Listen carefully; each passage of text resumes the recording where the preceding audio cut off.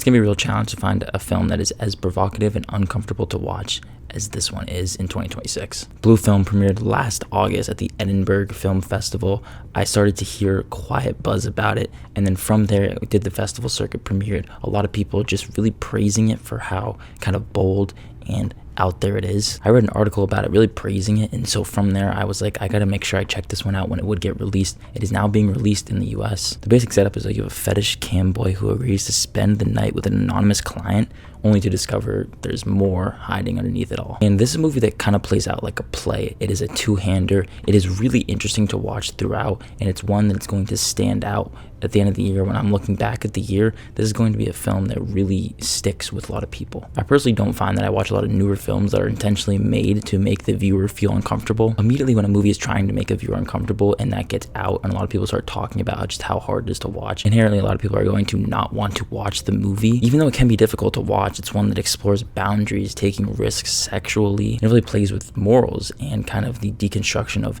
this is one of our characters in here is just such a disgusting human being, really. It can be difficult to watch. It is pushing boundaries, and it's a movie that, because it's doing that, I have to give it a lot of praise for, because it's something that like I don't really see often. It's provocative, but it's not just provocative for the sake of being provocative. It actually has something interesting to say. I don't want to get too into spoilers because it's a movie to watch just going in blind. Its best experience, I think, is having it like that. There's a vulnerability to it all in terms of the ideas it's tackling. It's exploring the deep, disturbing, disgusting, even parts of people. It's a movie that asks you to sit in really uncomfortable conversations. Blue Film is a chamber piece. It's about 85 minutes, including credits. It almost plays out like a play. It's very dialogue focused. In the dialogue here, it's almost as if the script becomes invisible. In a way, it kind of feels like you forget you're watching a movie because the conversations are just unfolding and you're a fly on the wall. It's very minimalistic. There's only basically one set, and it just takes place in this house, and there are kind of aspects to it that kind of give student film vibes because they actually do a really good job at using its very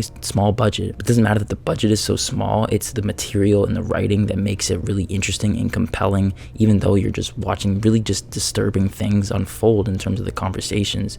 It makes you think. Again, the conversations are really just well written. And Reed Birney and Kyron Moore, who are the two leads here, really impressive stuff from them. Like, genuinely, like, the movie kind of falls apart if they aren't convincing, if they don't kind of sell this material. Obviously, the writing is really interesting, and then they just kind of elevated it with their performances. Very raw, again, stripped back. I feel like that's a big kind of way to describe the movie. There's a vulnerability to the entire movie, and that's impressive, but specifically in their performances. I would assume this is very draining material because it's so heavy. I think they did an excellent job at carrying that. It's not afraid to tackle any topic, and I really give the movie a lot of credit for that because it's kind of rare to see that. As I said, it is 85 minutes. There were moments where I kind of did feel that the runtime was kind of losing me a little bit. Even though it's a very short movie, it's the pacing that kind of holds it back a little bit because there were a couple duller moments. But because of its very solid deconstruction of sex and relationships, I found myself really compelled by it all. What's so commendable about the movie is that it's not asking you to get on board with these characters and get on board with their decisions. It's just asking you to kind of think about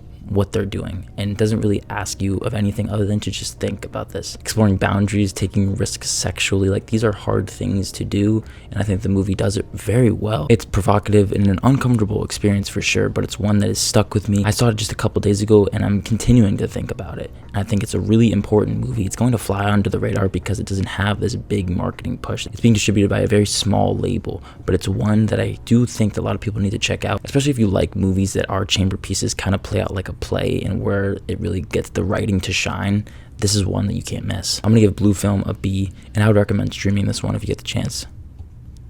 Again, it's not going to be for everyone, but I think that it's a really interesting film throughout. It's hard to say that I particularly had a good time watching it, but I really appreciate it for allowing me to kind of think with the ideas the movie's tackling. If you've seen the film, be sure to leave your thoughts down below in the comments. I want to thank you so much for watching this video, and if you did enjoy it, be sure to hit that like button and subscribe to the channel if you haven't already. And as always, look forward to more content coming soon. My name is Ben, people call me Meter, and I'll see you guys in the next one.